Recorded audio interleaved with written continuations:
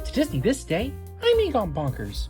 And on this day in 2001, the movie premiere for Touchstone's Pearl Harbor was held in Hawaii near the site of the 1941 attack.